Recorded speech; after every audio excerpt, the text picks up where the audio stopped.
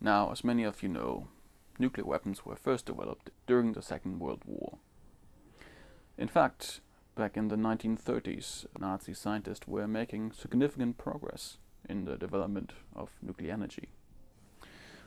This greatly worried the aforementioned Albert Einstein, who was forced to leave Germany, and led him to send a letter to President Roosevelt, urging him to intensify the research of the United States into nuclear weapons.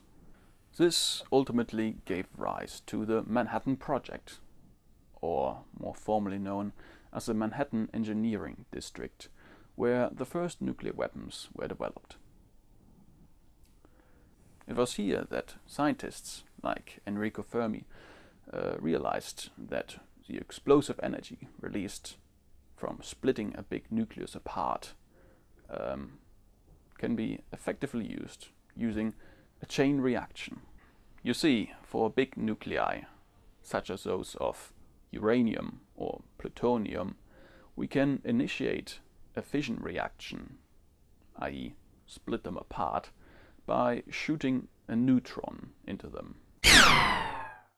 Furthermore, when these nuclei undergo the fission reaction, they will split into smaller nuclei as well as a number of neutrons.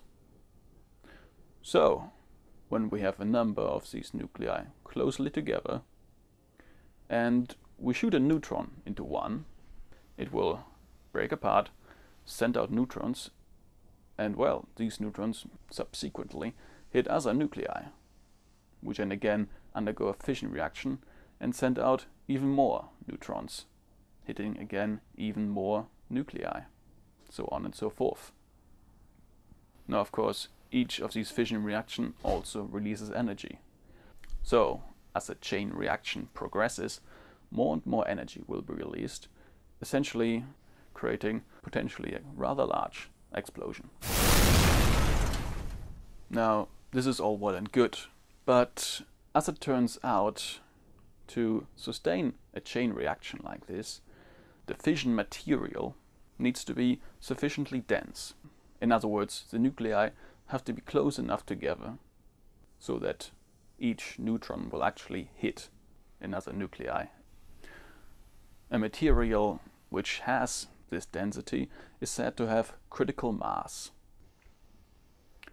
As it turns out, so neither uranium nor plutonium do naturally have critical mass. That is no problem, however. It just meant that the bomb makers had to be a little more creative. Well, two mechanisms were developed to turn the material from being a subcritical mass to being a supercritical mass. These were gun-type assembly and implosion. Now, the gun-type assembly mechanism is quite simple. You take a long closed-up cylinder, you take two pieces of uranium, put them at each end, and also add a bit of chemical explosive behind one of them. When you want to detonate the bomb, you launch the chemical explosive, shooting both pieces of uranium together, and as they merge under the great pressure, they will form a supercritical mass. Then you just need to launch a small flux of neutrons into them, and bang, you have your chain reaction. The first nuclear bomb ever built was based on a mechanism like this, and not so appropriately, it was called Little Boy. It was 3 meters long, had a mass of about 400 kilograms, only 60 of which were actually made from the uranium, and it was launched on Hiroshima in August of 1945. Considering the extent of the destruction caused by this bomb, which is still visible today, it is quite amazing to consider that only 0.7 kilograms of this bomb are predicted to have actually undergone fission. As I said, even a small change in mass can release a lot of energy. Now, the gun-type assembly is not suitable for plutonium, as plutonium itself releases a great amount of neutrons, and thus must be kept at a lower density to start with. Therefore, the implosion mechanism was developed. In this mechanism, the plutonium is surrounded on all sides by shells of chemical explosives, almost like a football. When they are launched, they push the plutonium inwards, increasing its density greatly. And as the plutonium keeps releasing neutrons itself, allow it to initiate the explosion naturally. A bomb using this mechanism was released on the town of Nagasaki in the same year, only 3 days after the detonation of Little Boy. And it was quite appropriately named Fat Man. It was 4.3 meters long, had a total mass of 630 kilograms, and exploded with a yield equivalent to 20 kilotons of TNT, making it almost twice as powerful as Little Boy. Now, after these and other bombings, Japan eventually surrendered and the war ended. However, it was not the end of nuclear weapons. Not long after these developments, the Americans realized that the Russians had caught up with them and built their own fission bombs. Hence, they had to push on to build even bigger and better bombs. Well, as there is a limit to how big a fission bomb you can build, there was only one way to go. In other words, we ventured on to build the first fusion bombs. Well, while uranium and plutonium are quite limited on this planet, we have plenty of atoms containing small nuclei, like hydrogen, which we could use to release energy through fusion. These fusion bombs are also known as hydrogen or thermonuclear bombs.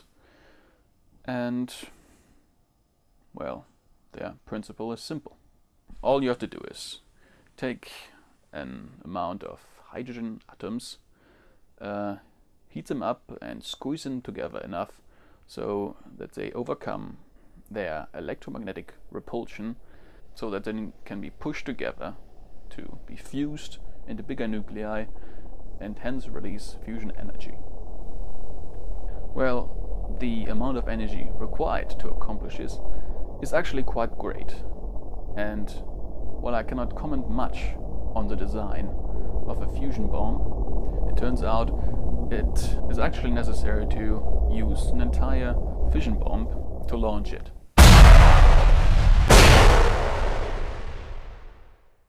Now, the first successful fusion bomb was called Mike, and it was launched in 1952 on an American island. It had a mass of 82 tons, so it was almost 200 times as heavy as Little Man. However, its energy output was almost 1,000 times as big. It produced an explosion equivalent to about 10 megatons of TNT. It produced a fireball almost 3 miles wide and a mushroom cloud which reached about 17 kilometers into the sky.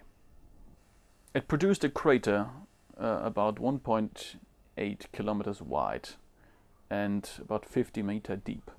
You can probably even spot it on the map. However, this was yet to be topped by its successor, Bravo, which was launched on the Bikini Islands in 1954 with an explosive energy equivalent to 15 megatons of TNT.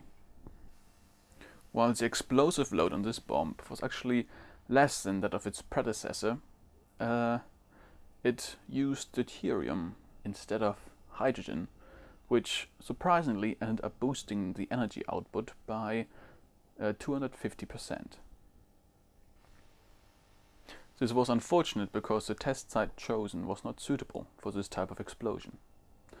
The scientists conducting the experiment were forced to stay in the bunker for an extended period, and a group of Japanese fishers was contaminated. The government subsequently designated an exclusion zone of 570,000 square miles. And this event is still considered the worst radiological disaster in the history of the United States. Nevertheless, all modern fusion weapons today are based on this very example. Now, a lot of time has passed since then. Not only are there more of these weapons, but there are more countries which possess them, making many of us understandably scared that one day we will in fact use them against each other. Others would argue that having these weapons is actually assuring peace nowadays. The reason being is that if one country started using them, the others would too, and it would result in mutually assured destruction. In other words, if one country used nukes on another, they would get nuked back and both would be annihilated equally, and no one would gain anything. Now, I don't know about you, but I think I greatly preferred a world in which we reached and sustained peace through mutual understanding and shared goals. Well, as opposed to fear and greed. Furthermore, in my opinion, I think we shouldn't use physics or science in general for such destructive purposes. Instead, I think we should consider it a tool to better understand the world around us and to use it in ways to improve our lives. In any case, I hope you enjoyed this video, and I'm looking forward to seeing you next time. Till then, all the best and goodbye.